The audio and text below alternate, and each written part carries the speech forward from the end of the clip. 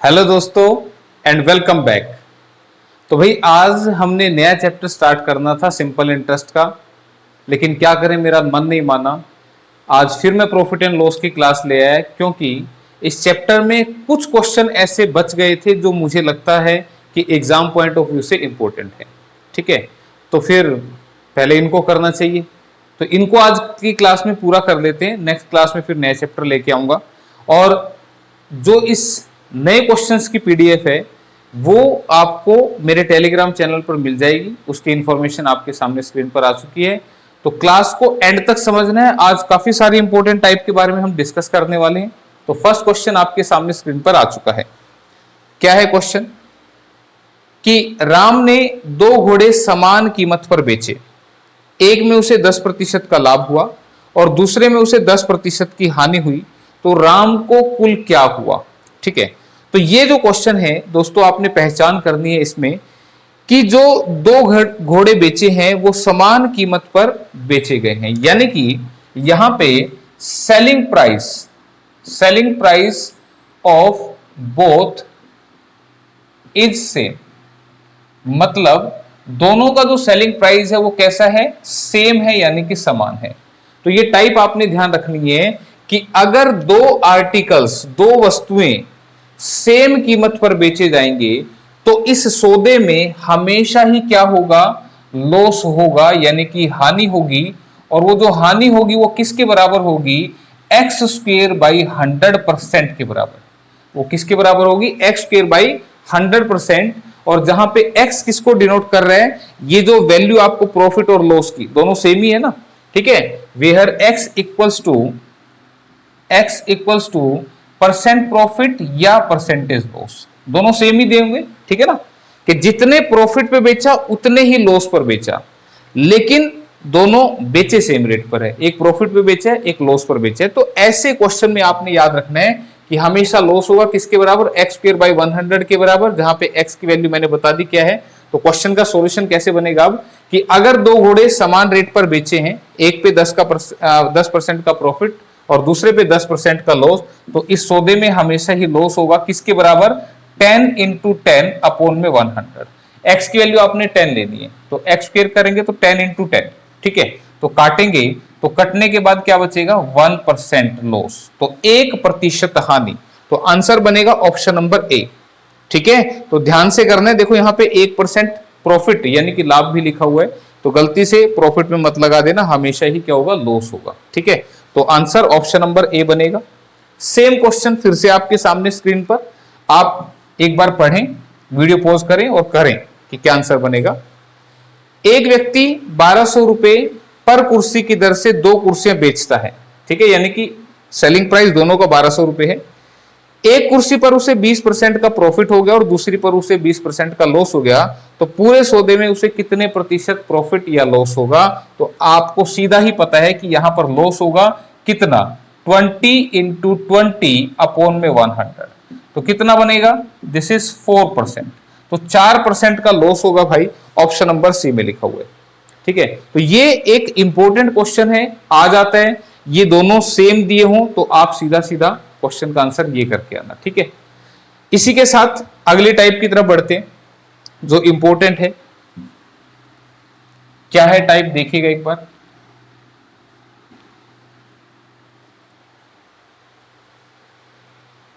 ए किसी वस्तु को 8,000 रुपए में खरीदकर 20% लाभ पर बी को बेच देता है, पुनः बी इसे 10% की हानि पर सी को बेच देता है, तो सी का क्रय मूल्य ज्ञात कीजिए, यानी कि सी को कितने की पड़ेगी ये पूछना चाह रहा है। Again this is important question.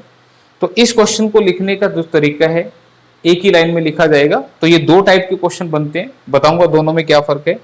कि ए ने कोई वस्तु खरीद ली कितने में, 8,000 में, पहले ली ए ने बेच दी किसको, बी को, और बी ने बेच दी किसको, सी को। तो दो तरह के क्वेश्चन मैंने कहा इसमें पूछे जाते हैं कि ए ने खरीदी है इतने की, इसने बेची इसको, इसने बेच दी इसको, सी को कितने की पड़ेगी।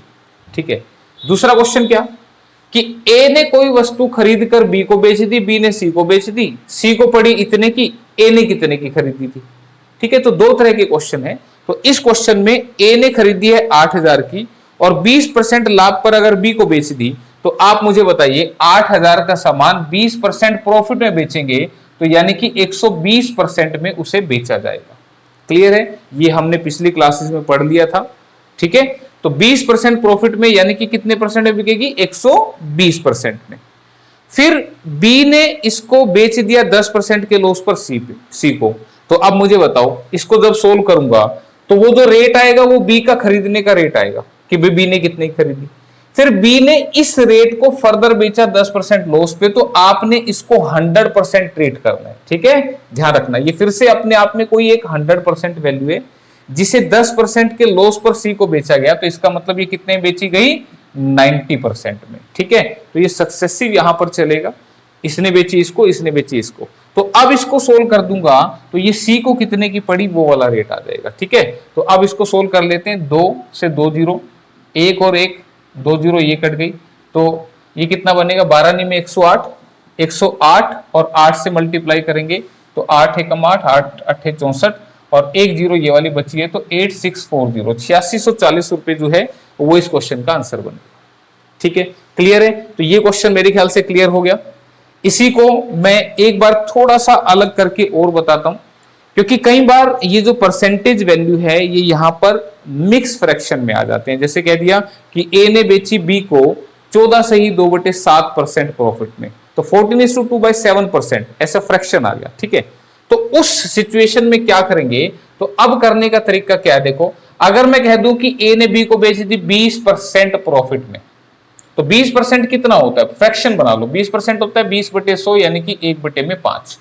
20/100 करेंगे तो 1/5 बनेगा। यानी कि ए ने जब बी को बेची थी तो 5 की खरीद के 1 प्रॉफिट में कितने की बेची थी? 6 की बेची थी। तो आप इसको फ्रैक्शन से लिखेंगे तो 5 की खरीद के 1 प्रॉफिट में कितने की बिकेगी? 6 की बिकेगी। बात समझ में आई तुम्हें? क्लियर है कैसे लिखना है? फिर आप मल्टीप्लाई लगाना, फिर 10% लॉस पे, तो इसने बेची 10% लॉस पे, तो 10% कितना होता है? 10/100 यानी कि 1/2, 1/10, और 1/10 लॉस पे है यानी कि 10 रुपए का सामान एक लॉस पर कितने का बेचा? 9 का। तो इसको सोल्व करेंगे तो फिर से आंसर आपका 8640 आ जाएगा। बिल्कुल सेम है, सारी बातें वही लिखी है, बस मैं लिखने का अंदाज बदल रहा हूं। तो मुझे बताओ, ये जीरो और ये जीरो हटा दूंगा तो क्या 9/10 नहीं दिख रहा तुम्हें? ये बिल्कुल दिख रहा है। अगर ये जीरो हटा दूं, 2 6 12, 2 5 10, तो 6/5। यहां पे सीधे सीधे लिखे या काट के लिखे? क्यों बताया? आगे क्वेश्चन आ जाएगा, आपको पता लग जाएगा। ठीक है, तो मेरे ख्याल से ये क्वेश्चन समझ में आ गया होगा। इसी के जैसा अगला क्वेश्चन आपके सामने स्क्रीन पर, ठीक है, थोड़ा सा जूम कर देते हैं। क्या बोल रहे हैं कि ए ने एक सामान खरीदकर बी को 25% के लाभ पर बेच दिया, बी ने सी को 10% की हानि पर बेच दी। यदि सी ने 675 में सामान खरीदा तो ए ने सामान कितने रुपए में खरीदा? तो देखो उल्टा हो गया ना, इसने बेचा इसको, इसने बेचा इसको, अब सी को कितने का मिला? तो ये वाला रेट दे रखा अब की बार, और ये वाला पूछ रहा है। ठीक है, तो करना कैसे? वैसे ही करना है भाई। उसने पूछा कि ए ने कितने में सामान खरीदा, तो हम मान लेते हैं ए ने एक्स में खरीदा। ए ने कितने में खरीदा? एक्स में खरीदा, हमें नहीं पता। लेकिन ए ने बी को बेचा था 25% के लाभ पर, यानी कि 100 का सामान 125% में बेच दिया। 25% का मतलब समझ गए ना? 25% प्रॉफिट का मतलब 100 पे 25 कमा लिए, तो 125 कैलकुलेट कर देना इसका, 125%। फिर बी ने सी को 10% की हानि पर बेच दिया, तो बी ने सी को बेचा 10% लॉस में यानी कि 90% में, और अब ये सी को मिला कितने का? 675 का। तो अब यहां पे 675 रखना है। क्लियर है? बात समझ में आ गई? ठीक है, तो अब इसको काट पीट दो भाई। 1 जीरो से 1 जीरो उड़ रही है, 25 पंजे 125, 25 चौके 100। ठीक है, अब इधर से इधर भी काट सकते हो। अब इधर तो कट नहीं रही ना, वैसे ये कट रहा है, चलो काट देते हैं। 5 दूनी 10 पे कट रहा था। ठीक है, अब इतना काटने के बाद आप ऊपर से ऊपर भी काट सकते हो। देखो 9 से काटो, 9 सत्ते 63, 9 पंजे 45। तो कटने के बाद अब 4 दूनी 8 की गुना यहाँ पे कर देंगे, तो 8 पंजे 40, 8 सत्ते 56 और 4 60। तो 600 रुपए इसका आंसर बनेगा भाई। और मेरे ख्याल से ऑप्शन दे ही रखे हैं, ऑप्शन सी में लिखा हुआ है। ठीक है, तो दोनों टाइप याद रखना, इंपॉर्टेंट क्वेश्चन है, काफी बार पूछा जाता है ये वाला क्वेश्चन। ठीक है, तो ये था इसका सॉल्यूशन। और इसी के साथ ये वाला क्वेश्चन अब तुम मुझे करके बता दो, ध्यान से पढ़ लेना। ठीक है, और उसके बाद अब मैं आंसर चाहूंगा कि तुम बताओ। पॉज कर लो वीडियो को फटाफट। क्वेश्चन क्या है कि ए ने 20% लाभ पर बी को एक सामान बेचा, बी ने 10% लाभ पर सी को बेच दिया और सी ने 12.5% लाभ पर डी को बेच दिया। ए ने बी को, बी ने सी को और सी ने डी को बेच दिया। अगर डी ने 29.70 रुपए में सामान खरीदा था तो ए ने कितने में खरीदा था? तो ए का पूछ रहे तो हमें नहीं पता ए ने कितने में खरीदा। अब चलाओ, ए ने 20% लाभ पर बी पे बेचा तो 20% यानी कि 120% में बेच दिया। ठीक है भाई, इसका 120% कर देना तुम, फिर इनटू लगा देना, मल्टीप्लाई में चलेगा सारा। ए ने 20% पे बी को बेचा, बी ने 10% पे सी को बेच दिया, लाभ पर बेचा तो फिर 10% लाभ यानी कि 110% पे बेच दिया। फिर सी ने 12.5% लाभ पर डी को बेच दिया। अब देखो 12.5% आ गया। अब 12.5% कितना होता है? This is 1/8। किसी को नहीं आता तो 12 दूनी 24 और 1 25/2 बनेगा। और जैसी परसेंटेज हटाएंगे इसके नाम का 100 नीचे लगा देना है, तो 25 चौके 100, 4 दूनी 8, तो ये 1/8 ऐसे बनेगा। तो क्या हुआ कि सी ने 12.5% लाभ पे डी को बेचा है, तो 8 का समान 1 लाभ में कितने का बेचेगा? 9 पे। तो अगर सीधे सीधे परसेंटेज है तो प्रॉफिट है तो ऐड करके लिख देना 100 में ऊपर, लॉस है तो माइनस करके लिख देना। और अगर ऐसा आ जाए तो ये मैंने तुम्हें पहले ही समझा दिया, ऐसे भी लिख सकते हैं।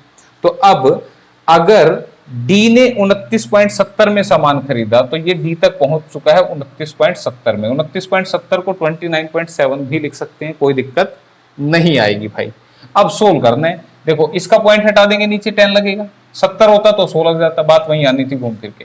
ठीक है, अब देखो 1 1 2 जीरो कट गई।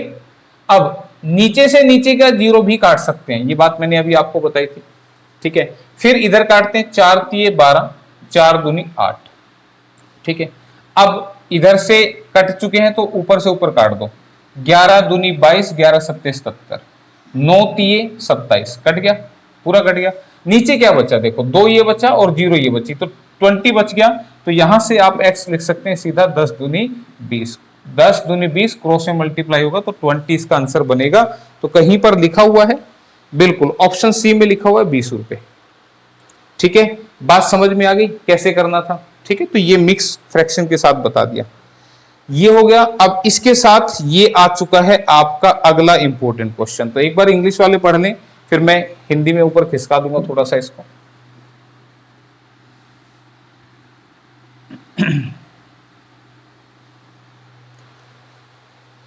तो क्वेश्चन क्या है हिंदी में? एक व्यक्ति ने 19,500 रुपए में 2 घोड़े खरीदे। एक घोड़े को तो 20% हानि पर और दूसरे को उसने 15% लाभ पर बेच दिया। यदि दोनों घोड़ों का विक्रय मूल्य समान हो तो दोनों घोड़ों का क्रम से क्रय मूल्य ज्ञात कीजिए। अब देखो ध्यान से, सेलिंग प्राइस दोनों का सेम है, यहां पर भी सेलिंग प्राइस है। आज का पहला क्वेश्चन भी मैंने वही कराया था जिसमें दोनों का सेलिंग प्राइस सेम हो, लेकिन इस क्वेश्चन में क्या फर्क है उस क्वेश्चन से आपको बता दूं। यहां पे पहली बात तो क्रय मूल्य पूछ रहे हैं, दोनों का कॉस्ट प्राइस, खरीदने का रेट पूछ रहे हैं, और टोटल खरीदे हैं 19,500 के। तो एक कितने का है दूसरा कितने का है इसके बारे में कुछ नहीं पता, टोटल 19,500 में 2 खरीदे हैं। लेकिन हाँ ये बता दिया कि जब एक को बेचा तो 20% लॉस हुआ और दूसरे पे 15% प्रॉफिट हुआ। तो इस क्वेश्चन को कैसे करना है, और दूसरी बात ये भी ध्यान दो, ये अलग अलग लिखे हुए इसमें। ठीक है, तो ये थोड़ा सा एक अलग टाइप है, कभी इसको पहले वाले क्वेश्चन के साथ कोरिलेट करो। अब इसको करने का तरीका जो है वो क्या है कि 19,500 में वो 2 घोड़े खरीद कर लाया। बुक में क्या लिखा होगा? अगर एक घोड़ा x रुपए का था तो दूसरा 19,500 माइनस x रुपए का था। अगर पहला घोड़ा x का था तो दूसरा कितने का होगा? 19,500 माइनस x का। क्या ये बात समझ में आई? अब इसके हिसाब से आप कर सकते हैं, लेकिन मैं कह रहा हूं कि इसको ऐसे ना करके आप इसी चीज को बजाय x और ये मानने के आप इसको मान लो प्राइस P1 और इसको मान लो प्राइस P2। भाई इसका कोई ना कोई प्राइस है, इसका कोई ना कोई प्राइस है, और दोनों का टोटल 19,500 है। ठीक है, तो अब देखो हमने अभी भी लिखा था पिछले क्वेश्चन में भी कि अगर किसी घोड़े को 20% हानि पर बेचेंगे तो वो कितने का बिकेगा? तो P1 इंटू 80%। तो ध्यान दीजिएगा ये सेलिंग प्राइस आ रहा है। ठीक है, ये मैंने निकालना आपको समझाया था कि अगर कोई सामान 20% लॉस पर बेचा जाता है तो इसका मतलब उससे 20% का नुकसान हो गया। तो 20% नुकसान का मतलब उसे 80% में बेचा गया। तो जो भी उसका रेट है मल्टीप्लाई बाई 80%। तो ये क्या देगा, ये हमें सेलिंग प्राइस देगा। ठीक है, ये क्या देगा, सेलिंग प्राइस देगा, विक्रय मूल्य देगा। फिर कह रहा है कि जो दूसरा घोड़ा है उसे 15% के प्रॉफिट में बेच दिया। तो मुझे बताओ दूसरा घोड़ा जो है उसे 15% प्रॉफिट यानी कि 115% में बेचा। क्या ये बात समझ में आ रही है? पहले को 20% लॉस में और दूसरे को 15% प्रॉफिट में यानी कि 115% में उसको बेच दिया। प्रॉफिट है तो ऐड, लॉस है तो माइनस। फिर ये भी क्या आ गया, सेलिंग प्राइस आ गया। तो आप मुझे बताइए, ये भी सेलिंग प्राइस है, ये भी सेलिंग प्राइस है, और वो कह रहा है कि यदि दोनों घोड़ों का सेलिंग प्राइस सेम हो, यानी कि जितना सेलिंग प्राइस ये है उतना ही ये भी है, तो यहां पे हम लगाएंगे इक्वल का निशान। ठीक है, क्या ये बात समझ में आई? यहां इक्वल का निशान क्यों लगाया गया? क्योंकि ऐसा करने से जो दोनों सेलिंग प्राइस है वो सेम हो गए। तो पूछ रहा था दोनों में से प्रत्येक का जो दोनों घोड़ों का क्रम से क्रय मूल्य ज्ञात कीजिए, कॉस्ट प्राइस आपसे पूछना चाह रहे हैं। तो अब इसको सोल्व कैसे करेंगे? देखो, इससे कटेगा ये, फिर लिखना है P1, ये मल्टीप्लाई में था तो इधर आ जाएगा डिवाइड में, ये 115 यही है, और ये 80 यहां से मल्टीप्लाई से कहां चला गया, डिवाइड में। बस इसको काट दो, 5 से काटेंगे 16 पे, 5 दूनी 10, 5 3 15। ठीक है, इसका मतलब जो प्राइस P1 है, जो पहले वाले घोड़े का प्राइस है वो 23 हिस्से है, और जो दूसरे घोड़े का प्राइस है वो 16 हिस्से है। ठीक है भाई, ये ऐसे आया ना कटने के बाद, यानी कि 23 हिस्से, रेशियो आ गई हमारे पास, 23 हिस्से पहले घोड़े का रेट है और 16 हिस्से दूसरे घोड़े का रेट है, यानी कि 23 और 16 कितने बनेंगे, 39। तो आपने इस 19,500 के 39 हिस्से अगर करके देखेंगे तो एक हिस्सा कितने का आएगा, 13 3 39, 13 कम 13, 13 पंजे 65, 0 और 3 से काटेंगे तो 500। तो एक हिस्से की वैल्यू 500 आ गई, तो इसको मल्टीप्लाई कर दे 500 से, तो पहले घोड़े का रेट कितना आ जाएगा, 1150, और दूसरे को भी मल्टीप्लाई कर दे 500 से, तो 16 पंजे 80, 8000 आ गया दूसरे का रेट। ये आ गया हमारे पास दोनों घोड़ों का रेट। तो ऑप्शन से एक बार चेक कर लिया जाए, 11500 पहले घोड़े का और 8000 दूसरे का, ऑप्शन नंबर बी में लिखा हुआ है। ठीक है, तो ध्यान रखना ऐसा तभी आपने करना है जब क्वेश्चन में दिया है कि एक को इतने पे बेचा और दूसरे को इतने पे बेचा, लेकिन दोनों बिके सेम रेट पर। ठीक है, तो खरीदने का रेट, तो ये पहचान है इसका, दोनों का कॉस्ट प्राइस निकालना है। तो कॉस्ट प्राइस निकालने के लिए ये मेथड आसान है। इसको थोड़ा सा और आसान कर देते हैं। कैसे आसान कर देते हैं? देखो, आप सीधा ही ये रेशियो निकाल सकते थे। कैसे? यहां पे P1 लिखना, यहां पे P2 लिखना। अब देखो, सीधा रेशियो बताऊंगा। पहले घोड़े को 20% लॉस पे बेचा, तो 20% लॉस का मतलब 100 में से 20 घटा के लिखना है, लेकिन किस साइड लिखोगे, राइट वाली साइड। किस साइड लिखोगे, राइट वाली साइड। ठीक है, और दूसरे को भेजा कह रहा हूं, बेचा 15% प्रॉफिट में, तो दूसरे वाले की जगह नहीं लिखना, पहले वाले की जगह लिखना 15% प्रॉफिट में, यानी कि 100 में 15 ऐड करके लिख देना।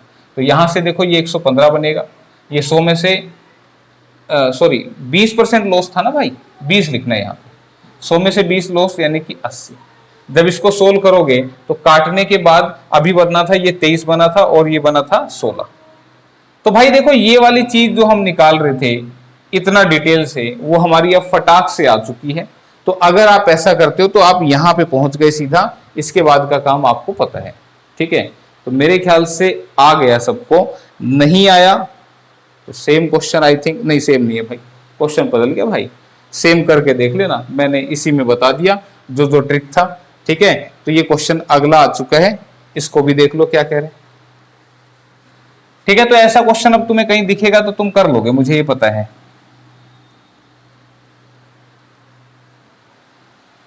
तो अब ये क्वेश्चन जो है क्या कहना चाह रहे हैं, किसी सामान के 2/3 भाग को 30% लाभ पर, 1/4 भाग को 16% लाभ पर तथा शेष भाग को 12% लाभ पर बेचा जाता है। यदि कुल प्राप्त लाभ 75 रुपए है तो सामान का क्रय मूल्य ज्ञात कीजिए। तो अब देखो, इसको करने का जो शॉर्टकट सॉल्यूशन है वो क्या है कि 2/3 भाग बेचा 30% पर, इसका मतलब यहां से जब मैं इसको मल्टीप्लाई सोल्व करूंगा, मल्टीप्लाई करके, यानी कि हमारे पास कितना आ जाएगा 20%, यानी कि यहां से 20% कमा लिया।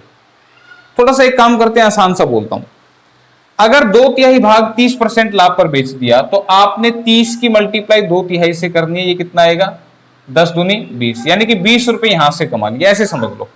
ठीक है, परसेंटेज लगाओगे तो भी कोई दिक्कत नहीं भी लगाओगे तो समझाने के लिए मैंने क्या कहा, इसको कहो कि 20 रुपए यहां से कमा लिए। फिर 1/4 भाग को 1/4 को 16% पर बेचा, 16% यानी कि 4 रुपए यहां से कमा लिए।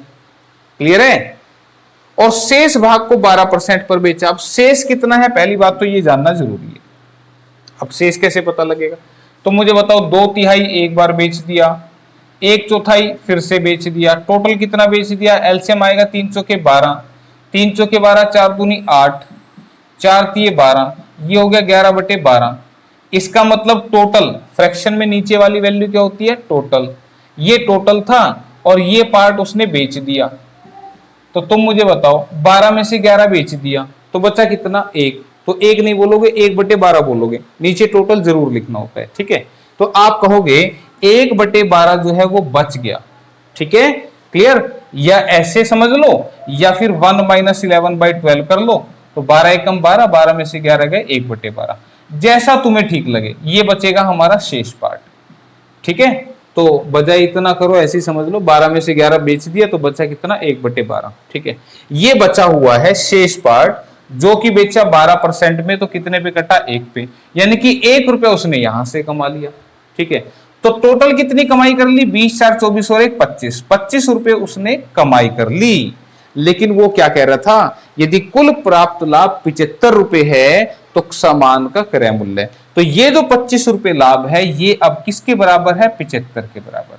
तो एक किसके बराबर होगा, 75 को 25 से भाग दो, 3 के बराबर। ठीक है, तो 100 किसके बराबर होगा, ध्यान रखना 100 तो टोटल मानते हैं ना, तो 100 की वैल्यू निकालनी है, तो 100 या 300, तो 300 जो है वो क्वेश्चन का आंसर बनेगा, ऑप्शन नंबर ए में लिखा हुआ है। ठीक है, फिर भी किसी को लगे कि नहीं यार ये तो ऐसे मुश्किल सा लगा, तो भाई फिर टोटल सामान मानना है। लेट टोटल सामान x मान लिया, तो x का 2/3 कितना बनेगा, 2/3 ऑफ x, कितने में बेच दिया, 30% प्रॉफिट में, तो ऐसे लिखोगे।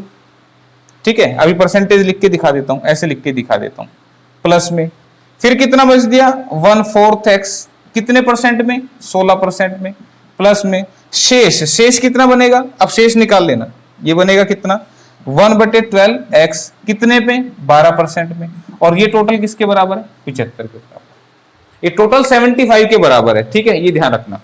तो अब यहां से जब सोल्व करोगे तो भाई ये और ये दोनों सेम है, तो मुझे बताओ 3 से काटूंगा 10 पे कटेगा, 10 दूनी 20x, क्या 20x नहीं आएगा, आएगा ना 20x, प्लस में, और ध्यान रखो ये परसेंटेज है, 20 का जो परसेंट हटाऊंगा तो नीचे 100 लगेगा, ये 100 लग गया, इसका परसेंट हटाऊंगा तो नीचे इसमें भी 100 लग गया, इसके परसेंट को हटा के भी नीचे 100 लग गया। ठीक है, तो देखो 12 से 12 कटा, 4 से 4 पे कटा, और 10 दूनी 20x, 20x बटे में 100 आ गया। ठीक है, प्लस में इधर से कितना आ गया, 4x बटे में 100, इधर से कितना आ गया, 1x बटे में 100 बराबर है 75। ठीक है, तो अब तुम खुद देखो यहां से कैलकुलेशन में, 20, 4, 24 और 1, 25, ये कितना बन गया, ये बन गया 25x बटे में 100 बराबर है 75, तो 25 तिया 75 और 100 तिया 300, बात तो वही आई ना घूम फिर के। तो इतनी राम कहानी लिखनी जरूरी है क्या यार, इतने पंगे लेने जरूरी हैं क्या, बात वही है सब कुछ। ठीक है, तो इसी का टाइप ध्यान रखना कि अगर ऐसा आ जाए तो ऐसा लिखाना भाई, और क्वेश्चंस की पहचान जितनी ज्यादा होगी उतने फास्ट चलेंगे। तो इसलिए बोलते हैं कि मैथ में प्रैक्टिस जरूरी होती है, बिना प्रैक्टिस कैसे आपको पता लगेगा कि किस क्वेश्चन में क्या करना है। ठीक है, तो ये बात होगी। इसके बाद ये जो क्वेश्चन अब आपके सामने आया है, लास्ट हमने प्रॉफिट एंड लॉस में क्या पढ़ा था, डिस्काउंट पढ़ा था, याद है, डिस्काउंट मैंने पढ़ाया था। और डिस्काउंट जब मैंने पढ़ाया था तो मैंने ये भी बताया था कि डिस्काउंट हमेशा मार्क प्राइस यानी कि अंकित मूल्य पर दिया जाता है। ठीक है, तो भाई अगर किसी ने क्लास नहीं देखी तो वीडियो का डिस्क्रिप्शन चेक कर लो, वहां मिल जाएगी क्लास, देख लोगे तो ये समझ में आ जाएगा। तो यहां से अब हम एक ट्रिक लिखेंगे जो कहां से पैदा होगी, ये हमने पढ़ा था कि ये कॉस्ट प्राइस है, ये मार्क प्राइस है और ये सेलिंग प्राइस है। डिस्काउंट मिलता है यहां पर, यहां क्या मिलता है, डिस्काउंट, और डिस्काउंट मिलने के बाद हमें क्या मिल जाता है, सेलिंग प्राइस। अगर मार्क प्राइस पे डिस्काउंट ऑपरेट करेंगे तो क्या मिलेगा, सेलिंग प्राइस, और सेलिंग प्राइस कॉस्ट प्राइस को कंपेयर करके हमें क्या पता लगता है, प्रॉफिट और लॉस। ठीक है, तो यहीं से एक खास ट्रिक बनेगी, और वो ट्रिक क्या है भाई, ये ट्रिक इन्हीं क्वेश्चंस के लिए, जो क्वेश्चन अभी आपके सामने स्क्रीन पर है, इन्हीं क्वेश्चंस के लिए मैंने आज ये फिर से प्रॉफिट एंड लॉस की क्लास ली। मैंने सोचा फिर यार क्या 2-3 क्वेश्चन समझाएगा, प्रॉफिट एंड लॉस के भी कुछ क्वेश्चन ले लो। ये डिस्काउंट का पार्ट है, ध्यान रखना, डिस्काउंट वाले सेक्शन में आता है। ठीक है, तो क्या ट्रिक बनी, मैंने कहा अगर मार्क प्राइस में 100 माइनस परसेंटेज डिस्काउंट कर दूं तो ये मुझे क्या देगा, ये सेलिंग प्राइस देगा। ठीक है, ये क्वेश्चन मैं करवा चुका हूं, आपको समझ में आए तो ठीक, नहीं आए तो कोई ज्यादा टेंशन लेने वाली बात नहीं है। ठीक है, मैंने कहा मार्क प्राइस में से 100 माइनस डिस्काउंट परसेंट कर दे के सोल्व करते हैं तो वो आपका कितना आता है, सेलिंग प्राइस आता है। जैसे मान लो मैंने कह दिया कि 500 रुपए का कोई सामान है, ये मार्क प्राइस है कितना, 500 रुपए, और इस पर डिस्काउंट है 20% का, तो इसका सेलिंग प्राइस कितना होगा। तो तुम कैसे लिखोगे, तुम कहोगे इस 500 का 80%, ये सेलिंग प्राइस आ गया। ये क्या आ गया, सेलिंग प्राइस। ये बात समझ में आई कि नहीं आई, mark price 500, 100 minus percentage discount, तो कितना बनेगा, 80%। तो इसको सोल्व करोगे तो आपके पास क्या आ जाएगा, सेलिंग प्राइस आ जाएगा। एग्जांपल के साथ मैंने समझा दिया। फिर से अगर मैं एक बात और कहूं, आज हमने किया भी है उसको, कि सीपी का 100 प्लस माइनस परसेंट प्रॉफिट या परसेंटेज लॉस कर दूं तो भी सेलिंग प्राइस आ जाएगा। अब तुम कहोगे ये क्या बात हुई, ये बात हुई कि अगर किसी आर्टिकल का कॉस्ट प्राइस है 400 रुपए और इसे बेचना है 20% के प्रॉफिट पे, तो कितने का बिकेगा, तो मैंने अभी बताया था 400 का 120% निकाल दो भाई, ये क्या दे देगा, सेलिंग प्राइस दे देगा। आज किया तो है ये हमने, है ना, 400 का सामान 20% प्रॉफिट में बेचना है, यानी कि 120% में बेचना है। हाँ, अगर ये लॉस होता तो फिर मैं 100 माइनस 20 यानी कि 80% निकाल देता। तो यहां पर ये जो नोटेशन दिए हुए हैं कि प्लस प्रॉफिट के लिए है और माइनस लॉस के लिए है। ठीक है, तो यहां से अब ये दोनों ही वैल्यूज किसकी हैं, सेलिंग प्राइस की है, यानी कि राइट हैंड साइड दोनों के बराबर है, तो क्यों ना लेफ्ट हैंड साइड को इक्वल कर दें। और जैसे ही आप लेफ्ट हैंड साइड को इक्वल करेंगे तो ये बनेगा MP into 100 minus percentage discount equal to CP into 100 plus minus percent profit oblique percentage loss, यही बनेगा। ठीक है, इतना बन गया तो तुम अब इसको कैसे जस्टिफाई करोगे, MP अपॉन में CP, MP यही था, CP इधर आ गया, इधर पे क्या है 100 plus minus percent profit oblique percentage loss बटे में 100 माइनस परसेंटेज डिस्काउंट। ठीक है, और ये बनी आपकी वो ट्रिक जिसके लिए आज की क्लास को चलाया जा रहा है। ठीक है, ये है वो ट्रिक। अब हो सकता है किसी को कुछ भी पल्ले ना पड़ा हो, तो बिल्कुल भी निराश नहीं होना, बिल्कुल परेशान नहीं होना है पेशेंस। क्वेश्चन कैसा दिखेगा, आंसर कैसा लगेगा, ये चीज मैटर करती है। ये अगर नहीं भी समझ में आई तो कैसे डील करने, हालांकि आप इसको लिख सकते हैं, स्क्रीनशॉट लेना है तो स्क्रीनशॉट ले लो। अब मैं इस सारे को मिटा रहा हूं। ठीक है, ये भाई डेरिवेशन था, लेकिन कोई नहीं पूछेगा यार तुमसे ये ट्रिक बनी कैसे थी। तुम्हें सिर्फ याद क्या रखना है कि ये कब लगेगी और कैसे लगेगी, तो उसकी पहचान बता रहा हूं। क्वेश्चन की एक बार स्टेटमेंट पढ़ो, क्या कह रहे एक व्यापारी एक वस्तु के अंकित मूल्य पर 10% की छूट देने के बाद भी 20% का लाभ कमाता है। यदि वस्तु का मार्क प्राइस 800 रुपए है तो वस्तु का कॉस्ट प्राइस यानी कि क्रय मूल्य क्या होगा। तो आपने क्या पहचान याद रखनी है कि जिस क्वेश्चन में एक तो डिस्काउंट दे रखा हो, परसेंटेज में क्या दे रखा हो, डिस्काउंट, और एक प्रॉफिट या लॉस में से कुछ दे रखा हो। फिर से सुनो मेरी बात को, एक तो डिस्काउंट दे रखा हो और प्रॉफिट लॉस में से कुछ दे रखा हो, तो हम इस ट्रिक का इस्तेमाल कर सकते हैं। ठीक है, इस्तेमाल होगी कैसे, अब ऊपर लिखना है MP, नीचे लिखना है CP। तो इस क्वेश्चन में क्या दे रखा है, MP 800 रुपए है, तो ऊपर लिखना है एमपी, नीचे लिखना है सीपी। क्या याद रहेगा? इसमें तो रटने वाली बात ही नहीं कोई। ऊपर क्या लिखेंगे? एमपी, नीचे क्या लिखेंगे? सीपी। फिर 10% की छूट, छूट हमेशा माइनस होगी, तो छूट को माइनस करके कहां लिखना है? नीचे। ये 90 कैसे बना? जब 100 में से 10 माइनस करेंगे, उसने बोला ना 10% की छूट, तो 100 माइनस 10 दिस इज 90। और ऐसा करने के बाद भी उसने 20% का प्रॉफिट कमा लिया, तो प्रॉफिट है या लॉस है वो कहां चलेगा? ऊपर चलेगा। तो 100 प्लस 20 करेंगे, दिस इज 120। तो भाई अगर आपने ये सीख लिया तो देखो कितना फास्ट सॉल्यूशन हो जाएगा। ये सबसे फास्ट सॉल्यूशन है। तो वस्तु का सीपी आपसे पूछना चाह रहा है, तो बस आप काट पीट करनी थी। कैसे? 0 से 0 उड़ा, 3 चौके 12, 3 तिया 9। ठीक है, अब इधर से इधर काट सकते हो, 4 से कटेगा कितने पे? 200 पे, और क्रॉस मल्टीप्लाई कर देना, 3 गुना 200 कितना बनेगा? 600। तो ये बनेगा इसका आंसर 600, और ऐसा लिखा हुआ है कहां पर? ऑप्शन नंबर डी के अंदर। ठीक है, दिख रहा है साफ साफ? तो क्लियर है, मेरे ख्याल से कोई दिक्कत नहीं आनी चाहिए। एक क्वेश्चन फिर से लेंगे और अच्छे समझ में आएगा, फिर भी नहीं आएगा तो एक क्वेश्चन और लेंगे। ठीक है, पहचान क्या?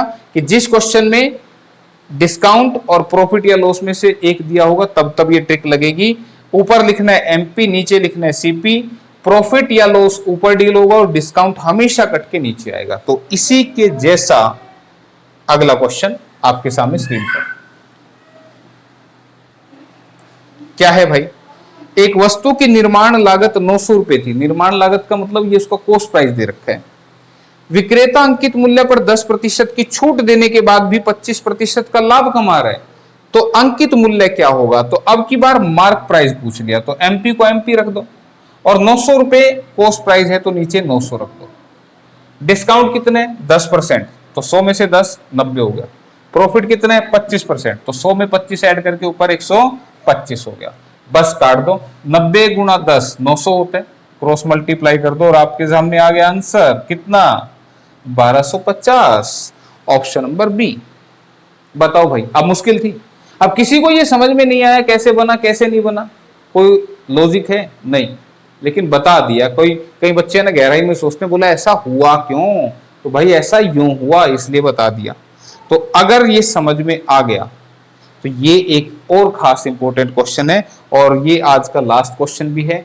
तो मैं चाहूंगा एक बार वीडियो पॉज करके आप अपनी बुद्धि का इस्तेमाल करके इसको आंसर करें। ठीक है, 16% की छूट देने के बाद भी 5% का लाभ होता है। पहले बताओ ट्रिक लगेगी? यहां पे छूट भी है और लाभ भी है, तो ट्रिक लगेगी। तो बोल रहे हैं कि अंकित मूल्य क्रय मूल्य से कितने % अधिक होगा? तो आपने क्या लिखना है? MP by CP. अब ना तो एमपी दे रखा ना सीपी दे रखा, तो इनके नाम ही लिख दो बस। 16% की छूट, तो 100 में से 16 गए 84। ठीक है, और 5% का लाभ, ये कितना बन गया? 105। ठीक है भाई, 5% का लाभ 100 में ऐड करके, और 16% की छूट तो 100 में से माइनस करके। अब काट दो भाई, कुछ कट रहे तो। 3 दूनी 6, 3 अट्ठे 24, 3 तिया 9, 3 पंजे 15, 7 चौके 28, 7 पंजे 35। इसका मतलब काट पीट करने के बाद, नहीं भी काटोगे तो भी कोई आफत नहीं आएगी। ठीक है, काट दिया तो और भी अच्छा हो जाएगा। तो क्या कह रहे हैं कि अगर 16% डिस्काउंट देके भी 5% कमाई करनी है तो मार्क प्राइस कॉस्ट प्राइस से कितना बढ़ा के लिखूं? तो इसका मतलब ये हुआ कि मुझे 4 का सामान खरीद के उस पर 5 का लेबल चिपका देना है। तो 4 का खरीद के 5 का लेबल चिपकाऊंगा तो 16% डिस्काउंट देके भी 5% कमा लूंगा, यानी कि 4 के सामान पे 5 का लेबल लगाना है। तो कितना % बढ़ेगा? तो 4 का सामान 5 लेवल पे कितना बढ़ गया? 1। कितने पे? कॉस्ट प्राइस यानी कि 4 इंटू में 100%, यानी कि 25% बढ़ा के लगा दो भाई। और जैसे ये लगाओगे बढ़ा के तो आपको मिलेगा वो जो ये कह रहा है, ऑप्शन डी। ठीक है, क्लियर? तो ये ध्यान रखना है कि इस पे कितना बढ़ा के लिखूं। तो 4 के समान पे 5 लिखा है तो 1 बढ़ा दिया, किस पर? 4 पर, इंटू में 100%। तो भाई ये थी वो टाइप जिनके लिए मेरी आत्मा नहीं मान रही थी कि भाई इनको छोड़ दिया जाए। तो मैंने सोचा यार करवा दो, हैं बच्चे हैं कर लेंगे, क्या पता किसी का भला हो जाए मेरे हाथों। ठीक है, तो बस फिर आज यहीं तक करेंगे। अगली क्लास में शुरू करेंगे हम क्या? सिंपल इंटरेस्ट, साधारण ब्याज। तो तैयार रहना उसके लिए। मिलते हैं अगली क्लास में जल्दी। थैंक यू, धन्यवाद।